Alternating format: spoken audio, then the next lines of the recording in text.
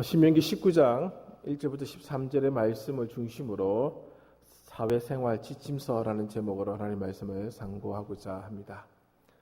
본문은 19장 전체를 다 다루도록 하겠습니다. 그러므로 19장 전체를 다 유념해서 함께 보여주시면 고맙겠습니다. 신명기 5장에 십계명이 기록되어 있습니다. 이 십계명을 가만히 보시면은 하나님과의 문제만을 다루진 않습니다. 이스라엘 백성들이 하나님과 언약을 맺고 하나님 앞에서 삶을 시작하는데 하나님은 하나님과의 문제를 다루는 것으로 끝나는 것이 아니라 사람과의 문제도 다루겠다는 점을 우리가 꼭 생각해야 됩니다. 신앙생활은 하나님과 나와의 문제로 끝나는 것이 아닙니다. 하나님과 나와 관계가 맺어진 사람들은 사람과의 관계 속에서도 신앙의 삶을 만들어 가야 한다는 것이 성경의 가르침입니다. 이스라엘 백성이 살아야 할 땅은 하나님과의 문제만 있는 곳이 아닙니다. 사람의 문제들로 가득 찰 것입니다. 우리가 신앙생활 할 때도 마찬가지지 않습니까? 하나님과의 문제 때문에 괴로워하는 사람은 그렇게 없습니다. 다 사람과의 문제 때문에 하나님을 찾게 되어 있습니다. 사람과의 문제들을 어떻게 다루며 어떻게 해결할 것인가가 굉장히 중요한 문제로 대두된다는 것이죠. 지난번에 다루었던 16장 18절부터 18장 22절까지의 영역은 이스라엘 사회에서 하나님의 뜻을 펼쳐야 할 제도들을 다루었다라고 보셔도 됩니다. 공직자들의 제도와 삶을 다루었다라고 보셔도 괜찮다는 것입니다. 왕, 제사장, 선지자, 또 재판장들, 고위 공직자들의 제도, 또 그들의 삶은 어떠해야 되는지를 살펴보았다고 보시면은 오늘부터 다루는 이 19장부터 25장 19절까지의 문제들은 백성들의 삶의 현장에서 일어나는 백성들과의 관계의 문제입니다. 민사 문제, 형사 문제들이 다루어지고 있다는 것입니다. 하나님의 백성으로서요, 그들은 살아가지만은 그 백성들 내에서 문제가 일어날 것입니다. 그들의 공동체의 규율이라고 볼 수도 있고, 신앙인의 삶의 지침서라고도 볼 수도 있고, 오늘 제목대로 사회생활 지침서라고 보아도 무방하다는 것이죠.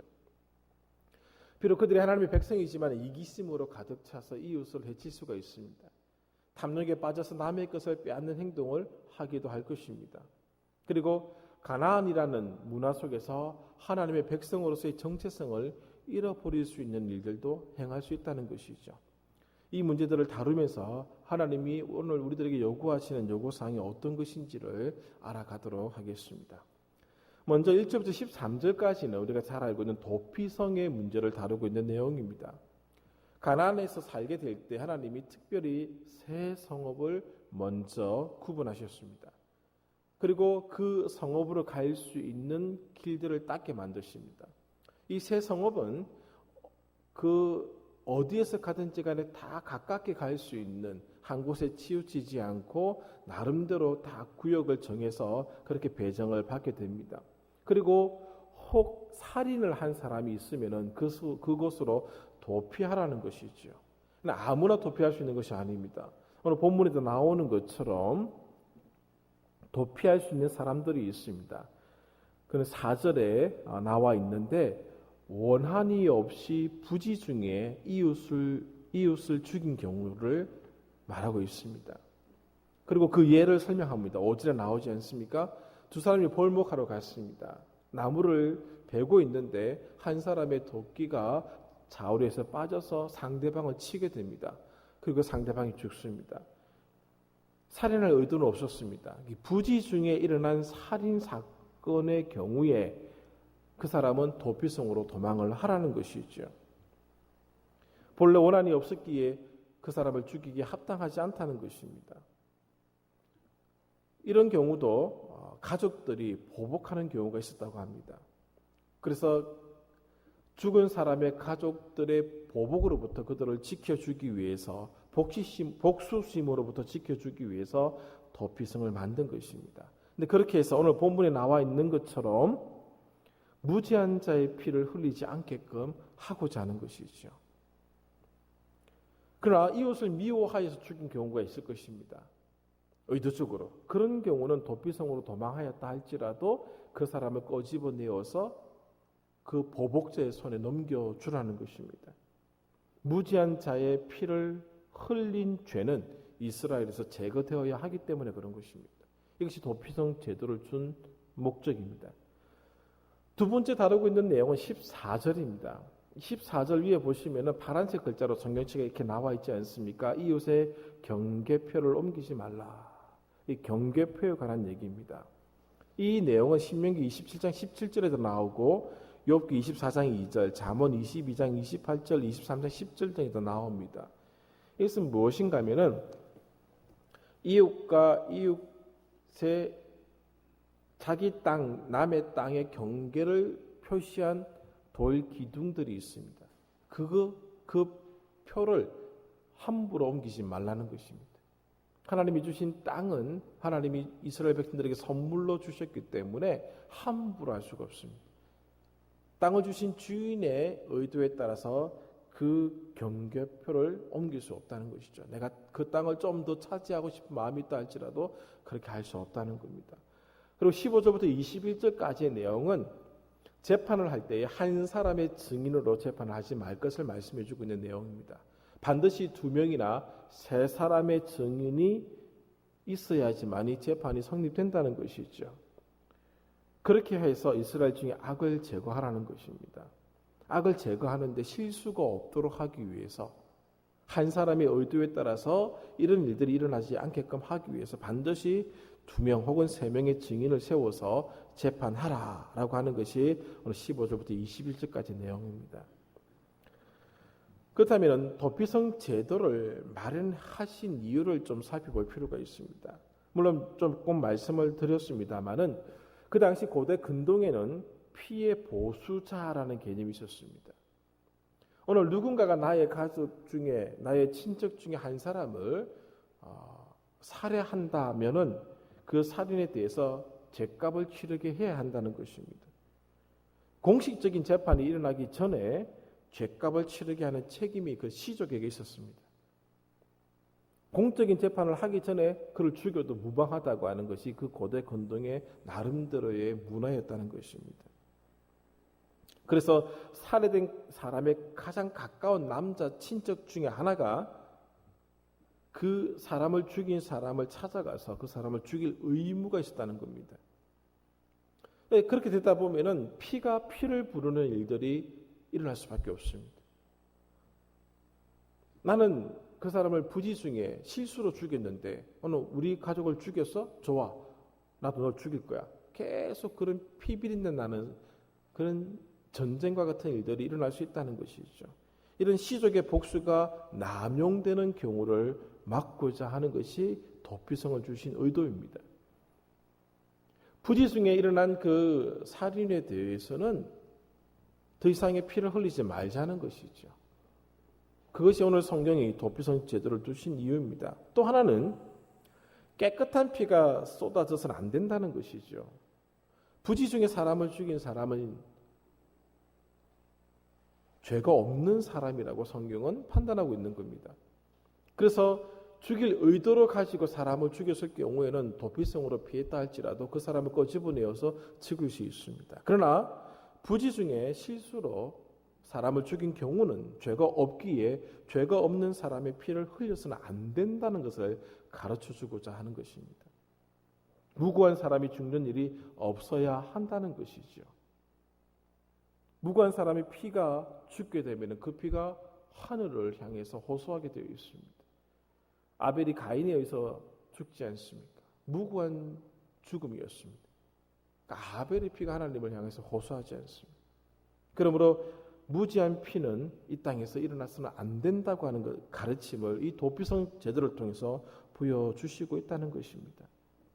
특별히 이런 일은 여호와께서 기업으로 주시는 땅에서는 있어서는 안 된다는 것입니다. 만약에 이런 일이 있으면 이스라엘 백성 전체가 책임을 져야 한다라고 가르쳐주고 있습니다. 그 피의 책임이 이스라엘 위에 머물게 될 것이라는 것이죠. 그러므로 이스라엘 공동체 전체가 이런 일들이 일어나지 않도록 막아라. 그것을 위해서 이 도피성 제도를 주신 것입니다. 그리고 또 반대로 이것은 어떤 의미를 가지고 있는가 하면은 살인자는 반드시 처벌을 받아야 한다는 것입니다. 무지한 자의 피를 흘린 사람은 반드시 처벌을 받아야 한다는 것입니다. 사람을 의도적으로 죽였으면은 사형에 처해져야 한다는 것이죠. 그렇지 않으면은 무지한 자의 피로 말미암아 땅이 더러워지는 겁니다. 땅이 더러워지면 하나님의 임재가 일어나지 않습니다. 하나님이 그곳에 계실 수가 없습니다. 떠나가셔야 됩니다. 하나님이 떠나가시면 이스라엘 민족 중에 하나님이 계시지 아니하시면은 이스라엘은 하나님의 백성이 될 수가 없습니다. 부정한 곳에 하나님은 계실 수가 없다는 것이죠. 레위기 가르침이 있지 않습니까? 그리고 또 그 피는 하나님께 복수를 신원하게 되어 있습니다. 말씀드린 대로 무지하게 죽은 아벨의 피가 하나님께 호소하지 않습니다. 그런 일들을 막고자 이것을 주셨다는 것입니다. 경계표를 주신 이유도 그렇습니다. 조금 말씀을 드렸습니다만은 모든 땅은 하나님이 주신 선물입니다. 각 지파별로 땅을 나누어 주셨습니다. 지파의 크기에 따라서 땅을 나누어 주셨고 각 지파는 가정별로 가문별로 땅을 나누어 주었습니다. 그리고 이 지파와 저 지파 또 이 가문과 저 가문의 경계선을 긋도록 하셨습니다. 그리고 그 경계선을 긋고 거기에 표시를 하게끔 하셨습니다. 그것이 경계표 혹은 지계석, 지계표라고 표현을 합니다. 자기 영토가 어디까지인지를 정해 주시는 것이죠. 이것은 변경할 수가 없습니다. 왜냐하면 땅의 주인은 하나님이시기 때문에 그렇습니다. 그러므로 왕이라 할지라도 함부로 남의 땅을 침범할 수가 없고 빼앗아갈 수가 없다는 것입니다. 만약에 이 경계표를 함부로 옮기게 된다면 신명기 27장 17절은 하나님의 저주가 임한다라고 선포하고 있습니다. 잠언서도 마찬가지입니다. 지계표는 함부로 옮길 수 있는 것이 아닙니다. 대대로 물려졌고 최소한 그 지파 안에서는 보존될 수 있도록 하셨다는 것입니다. 양도할 수 있는 그런 대상이 아닙니다. 가나안 땅은 하나님이 선물로 주신 것이고 그리고 땅의 주인은 하나님이시기 때문에 그렇게 할 수 없다는 것입니다. 만약에 이것을 옮긴다라고 할 때 이것은 그 가문의 권리를 박탈하는 것입니다. 그 사람이 살아가는 생존할 수 있는 근거를 빼앗아 간다는 것입니다. 그러면 그 사람의 생명을 취하는 것과 같은 것입니다. 그러므로 지계표는 함부로 옮길 수 없다는 것이죠. 그 경계표를 옮겼던 시대를 호세아 시대는 무엇이라고 표현하는가 하면 죄악된 시대라고 말씀하고 있습니다. 죄가 관영할 때는 이런 일들이 일어났다는 것이죠. 그리고 증인의 문제입니다. 한 사람의 증인은 효력이 없습니다. 신뢰할 수가 없기 때문에 그렇습니다. 두 명의 증인은 법적 효력이 있어서 재판에 영향을 끼칠 수가 있는 것입니다. 증인이 위증을 했을 경우에는 위증한 사람이 의도한 대로 갚아줄 것을 명령하고 있습니다. 눈은 눈으로, 생명은 생명으로 갚을 것을 말씀을 해주고 있다는 것이죠. 그러나 안타깝게도 두 사람, 세 사람이 위증하는 경우도 있었음을 우리는 잘 알고 있죠. 열왕기상 21장에 아합이 나봇의 포도원을 빼앗는 경우가 나옵니다. 이것은 14절과도 연관되어 있는 내용입니다. 아합의 아내 이세벨은 나봇의 포도원을 빼앗기 위해서 두 명의 거짓 증인을 세워서 나봇이 하나님과 왕을 저주하였다고 해서 나봇을 죽여버립니다. 그리고 그 땅을 빼앗아 버리는 일들이 일어나게 되는 것이지요. 땅을 빼앗는 것, 거짓 증인을 세우는 것 다 생명을 해하는 것입니다. 오늘 앞부분에서 1절부터 다루었던 13절까지의 내용도 생명을 다루는 겁니다. 무지한 생명이 무지한 피를 흘리지 못하게끔 하신 것입니다. 죄를 지은 자의 생명은 반드시 취하도록 하셨습니다. 생명과 관계된 겁니다. 지계석도 마찬가지입니다. 경계표도 생명과 연관된 내용입니다. 두세 명의 증인도 생명과 연관된 내용입니다. 가나안 땅에 들어가서 가장 먼저 하나님이 그들의 삶의 지침서로 주신 내용의 핵심은 생명입니다. 생명을 해하지 못하도록 하라는 것이죠. 그 대상이 오늘 자기 백성일 경우엔 더욱더 그러하다라는 사실을 알려주고 있습니다. 신명기는 이미 말씀을 드렸던 것처럼 십계명의 내용을 자세하게 풀어서 설명해주고 있는 지금 그런 말씀들입니다. 특별히 이 19장부터 25장 19절까지는 생명을 다루고 있는 내용들이 굉장히 많습니다. 제6계명을 다루고 있다라고 보셔야 되겠습니다.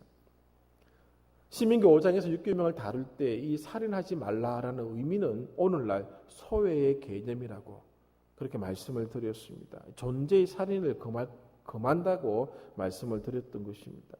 이것쯤은 오늘날의 관점입니다. 그러나 가나안 땅에 살아갈 때 그들은 실질적인 문제들이 그들에게 생길 것입니다. 무지한 자의 피를 부었을 때, 오늘 나의 친족 중에 누군가가 죽었을 때에 함부로 생명을 해하지 말라는 것이죠. 그리고 다른 사람의 땅을 빼앗아서 그 사람이 살아갈 수 있는, 생명을 유지할 수 있는 근거를 빼앗지 말라는 겁니다. 상대방을 거짓 증인으로서 죽이지 말라는 것이죠. 다 땅과 연관되어 있고 생명과 연관되어 있습니다. 생명을 보존하기 위해서 오늘 하나님은 이런 지침을 주셨다는 것입니다. 그리고 땅이 더러워지면 하나님이 계실 수가 없습니다. 남의 땅을 침범하는 것은 하나님을 모독하는 행위가 된다는 것이죠.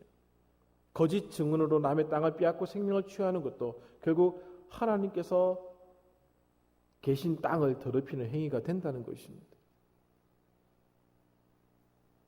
이 고대 근동에 있는 이 복수법, 고대 근동에서 살아가게 될 가장 중요한 삶의 근거인 땅, 그리고 오늘날처럼 어떤 CCTV가 있는 것도 아니고 사람의 양심에 맡겨서 재판을 해야 되는데 오늘 억울한 일을 당할 때에 그 재판의 문제에 있어서 생명을 보존할 수 있는 모든 방법 다 이 생명과 연관된 말씀을 하고 있다는 사실입니다. 이스라엘 백성들이 그 땅에 머물러 살아갈 때는 그 고대 근동 가나안 땅에 살던 사람들의 그 수준을 뛰어넘는 삶을 살 것을 말씀해 주고 있는 것입니다. 하나님의 백성답게 새로운 기준이 제시되고 있다는 것이죠. 너희들도 그 땅의 문화와 그 땅의 종교가 보여준 그 수준만큼 그렇게 살아가라, 그렇게 말씀하시지 않습니다. 하나님은 하나님의 백성들이 10개의 계명을 받았던 것처럼 그 10개의 계명 속에서 그들이 살아가야 될 삶의 실질적인 지침서들을 주심으로써 하나님의 백성다움의 모습이 어떤 것인지를 더 구체적으로 보여주고 있다는 것이죠. 더 높은 수준의 삶을 만들어 갈 것을 요청하고 있다는 것입니다. 이것만 해도, 이 도피성 제도만 해도, 이 경계석의 문제만 해도, 두세 사람의 정인을 세우는 문제만 해도 그 가나안 땅에서의 본래 사람들 모습보다는 더 높은 수준의 삶의 모습을 가지게 되는 것입니다. 그러나 하나님은 그곳에서 머물지 않는다는 사실을 다 알고 계시죠. 신약 성경을 보시면 이런 말씀이 있습니다. 로마서 12장 17절부터 21절까지 보시면 악을 악으로 갚지 말라는 겁니다. 오늘 신명기 본문은 만약에 의도된 살인이라면 복수하라고 가르쳐주고 있는 내용입니다. 눈은 눈으로, 생명은 생명입니다. 로마서는 이제는 그 수준에서 머물지 않습니다. 악을 악으로 갚지 말라고 가르치고 있습니다. 복수는 하나님께 맡기라는 겁니다. 하나님의 진노하심에 맡기는 것이 성도의 알맞은 모습이라고 알려주고 있습니다. 손으로 악을 이길 것을 요청하고 있는 것입니다. 마태복음 5장 38절 이하의 산상수훈에서 예수께서는 이 옛 가르침을 뛰어넘을 것을 요청하고 있습니다. 명령하고 있습니다. 원수를 사랑하라는 것이죠. 그리고 그를 위해서 기도까지 하라고 말씀하고 있습니다. 동등한 수준에서의 사랑이 아닙니다. 세리와 같은 사랑이 아닙니다. 이방인의 사랑이 아닙니다. 하늘 아버지의 사랑을 요구하고 있는 것이죠. 이 땅에서 일어날 수 없는 사랑을 지금 예수님께서는 산상수훈을 통해서 요청하고 있는 겁니다. 그것이 온전해지는 길이라고 가르쳐주고 있는 것입니다. 도피성의 제도가 그 당시 주변 문화보다는 더 뛰어난, 더 수준 높은 삶의 지침서임에 틀림없습니다만 오늘 신약 시대를 살아가고 있는 우리들은 악을 이기는 방법을 하나님 말씀해 주셨는데 선으로 악을 이겨나가야 되는 것입니다. 원수를 사랑함으로 그를 이겨나가라는 것이죠. 이것이 오늘 우리가 하나님께로부터 받은 삶의 지침서입니다. 사회생활 지침서라고 말씀드릴 수 있는 것입니다. 하나님의 사람이 해야 할 임무라고 저는 표현하고 싶습니다. 생명을 지키는 임무가 우리들에게 주어졌습니다. 생명을 새롭게 하는 임무가 그리스도인들에게 주어졌다는 것입니다. 예수님을 믿고 사는 것은 우리 한 몸 잘 되는 것이 있지 않습니다. 모두의 생명이 지켜지도록 하는 데까지 나아가야 한다는 것입니다. 오늘 하나님은 이 도피성 제도 또 경계석 제도, 재판에서 2-3명의 증인을 세워야 하는 이 재판의 기준을 제시해 주신 이유가 있습니다. 이스라엘 사람들로 하여금 그 기준점을 만들고 그 기준점대로 살아가라고 하시기 위해서 이것을 주셨습니다. 우리에게 주어진 임무이기도 하다는 것이죠. 가나안의 문화, 종교 수준을 뛰어넘는 임무가 주어졌습니다. 여러분 열왕기상 21장을 보십시오. 아합이 나봇의 포도원을 빼앗고자 할 때에 이 아합이 근심합니다. 그렇게 악한 왕이었던 아합도 근심합니다. 왜? 알고 있다는 것이죠. 아합의 입장에서는 남의 땅을 빼앗는 것은 허락되어지지 않고 있다는 사실을 알고 있습니다. 고민했습니다. 그런데 아합의 아내였던 이세벨의 입장에서는 이해할 수가 없는 그런 모습이었습니다. 아니 그냥 왕인데 빼앗아오면 그만인데 왜 당신이 왕으로서 근심하고 고민하고 있느냐, 받아들일 수 없다는 것이죠. 이세벨은 이방 여인이었습니다. 이방인의 관점에서는 왕의 힘이라면 무엇이든지 할 수가 있었습니다.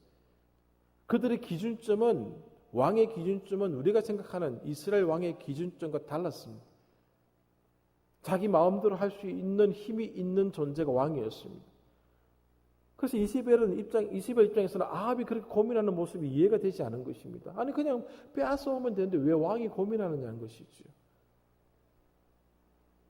나중에 이세벨도 이 경계석이 주는 그 교훈에 대해서 알았을 것입니다. 그래서 그냥 빼앗아 오지 못합니다. 이세벨이 장꾀를 부리게 되죠. 2-3사람의 증인을 세웁니다. 하나님과 왕을 모독하였다, 저주하였다 해서 나봇을 죽여버리고 그 땅을 빼앗아 옵니다. 간악한 이세벨은 힘으로 그 일들을 진행한 것입니다. 아합이 악한 왕이었음에도 불구하고 이 가르침, 이 제도는 왕을 근심하게끔 할 만큼 그들에게 나름대로 심겨진 제도였습니다. 이방인의 입장에서는 이해할 수가 없는 것이었다는 것이죠. 이스라엘 백성들에게 하나님이 십계명을 통해서 이렇게 저렇게 여러 가지 말씀을 하시는 이유가 있습니다. 생명에 대한 기준점을 높이게끔 만들어 주셨다는 것입니다. 사람이 사람 취급 못 받던 그런 시대에 오늘 생명을 다루는 그런 영역에 있어서는 하나님은 높은 수준의 기준점을 만드셨던 것입니다. 우리에게 주어진 것도 마찬가지입니다. 오늘 우리가 해야 될 임무가 있습니다. 오늘 기독교가 특별히 한국교회의 보수 교단들이 놓친 것이 무엇인가 하면은 하나님이 우리의 예수 그리스도가 우리의 구세주라는 사실에 대해서는 굉장히 목말라하고 그 부분에 있어서는 굉장히 적극적입니다. 나를 구원하신 예수 그리스도, 하나님의 은혜, 그런 부분들에 대해서는 굉장히 강조하고 많이 알려주었습니다. 그러나 놓친 부분이 있습니다. 예수 그리스도는 우리의 주님이라는 사실을 놓쳤습니다. 주님의 개념은 주권자, 권능자라는 의미가 있습니다. 왕 같은 그런 개념이 이 주님이라는 말 속에 들어가 있습니다. 그 주님의 가르침을 오늘 우리의 삶 속에서 만들어 가야 한다는 삶의 지침으로 받아들여서 그것을 우리가 삶에 녹아내게끔 해야 된다는 사실을 많이 망각했다는 점입니다. 예수 믿고 복 받고 행복하게 잘 살자. 그런 수준으로 머물게 만들었다는 것이죠. 그렇지 않습니다. 성경의 가르침은 그렇지 않습니다. 오늘 하나님께서 이스라엘 민족에 땅을 주셨습니다. 야, 너가 그 땅에서 잘 살고 잘 먹고 알아서 살아가. 그렇게 하지 않으셨습니다. 그들에게 삶의 지침서를 주셨습니다. 제도를 주시고 그 제도 속에서 백성들끼리 어떻게 살아가야 하는지를 보여주셨다는 것입니다. 그냥 자기들만 잘 먹고 잘 사는 수준의 모습으로 이런 말씀을 하신 것이 아닙니다. 이방인의 기준점은 힘에 있었습니다. 그러나 이스라엘의 기준점은 생명을 살리고 보존하고 지키는 데 있었다는 것입니다. 그들은 조상의 하나님께서 요구하시는 수준으로 그들의 삶의 기준을 끌어올리려고 했었습니다. 신약시대에 들어와서 예수님은 산상수훈에서 최고의 수준을 기준점으로 발표하셨습니다. 하나님처럼 온전하라. 인간이 도저히 도달할 수 없는 그 기준점을 제시하신 것입니다. 이것이 세상을 변화시키는 힘이라는 것입니다. 다른 종교가 따라올 수 없는 길이라는 것입니다. 지난주 목요일 날 며칠 전이죠. 세미나가 있어서 참석을 했습니다. 전 총신대학 총장이셨던 교수님께서 강의를 하셨습니다. 내용을 쭉 언약에 관한 내용을 강의를 하셨는데 그 내용을 설명하시는 과정 속에서 이런 얘기를 하셨습니다. 어느 이제 스님에 관한 얘기를 하셨습니다. 이분이 큰 절에 주지까지 하셨고 아주 높은 불교계에서 아주 높은 자리에 있었던 사람인데 우연히 성경을 읽게 되었다고 합니다. 성경을 읽게 되었고 예수 믿는 사람들과 교제를 하게 되었는데 어디서 했는가 하면 미국에서 그렇게 미국 생활하다가 하셨다고 합니다. 이런 말씀을 하시더랍니다. 철학적인 관점에서 바라보면 성경은 우리를 못 따라오지요. 그렇게 표현하시더랍니다.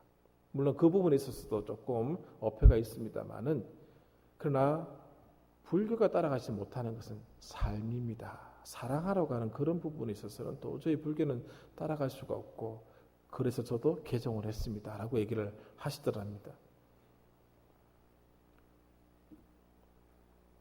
예수께서 오늘 우리들에게 최고의 수준의 기준점을 주신 이유가 있습니다. 그것이 아니고서는 세상을 변화시킬 힘을 우리는 가질 수가 없습니다. 그것이 없이는 다른 종교가 우리를 뛰어넘게끔 되어 있다는 것이죠. 진정한 개종을 일으키는 방법은 오늘 우리가 예수 그리스도가 제시한 최고의 수준으로 살아가는 것, 그것밖에 없다는 것입니다. 이 논리가 아닙니다. 논리로 설명할 수 있는 것이 아닙니다. 과학으로 증명하는 것도 아닙니다. 그리스도인의 삶의 지침서입니다. 이것이 세상을 정복하는 힘입니다. 여러분, 모슬렘들이 굉장히 충격적으로 받아들이는 하나의 표현이 있습니다.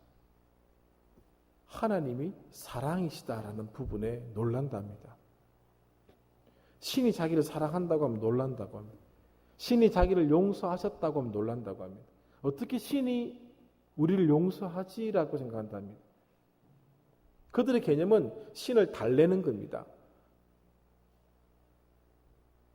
심청이 사건 알지 않습니까?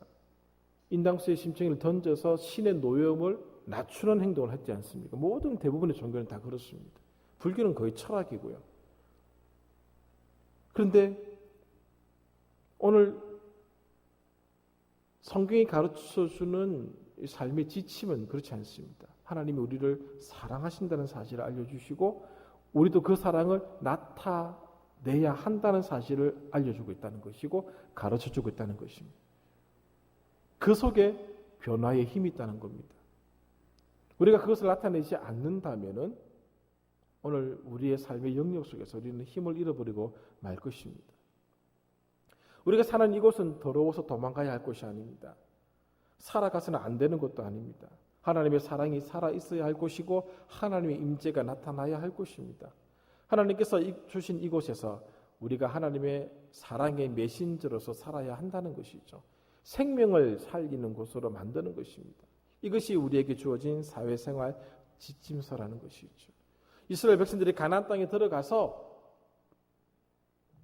하나님의 백성이라고 하는 그 이름에 걸맞게끔 살아가는 것은 그들에게 주어진 삶의 그 수준을 높여가는 것뿐이었습니다. 자신의 욕심을 채워나가게 된다면 탐욕의 지배를 받게 됩니다. 탐욕은 남의 생명마저 빼앗게 만드는 힘이 있습니다. 우리에게 주어진 삶의 태도가 아닙니다.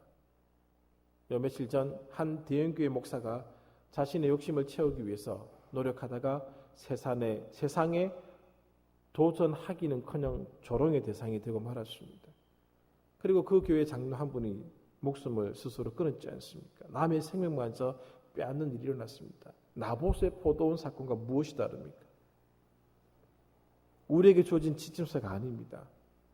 우리가 머문 곳마다 생명의 활력이 넘치는 곳이 되어야 됩니다. 예수 믿는 사람은 잘 살고 복받자 그런 개념 더 이상 교회에서 말해서는 안 되는 개념입니다. 생명을 살리는 곳이 되어야 됩니다.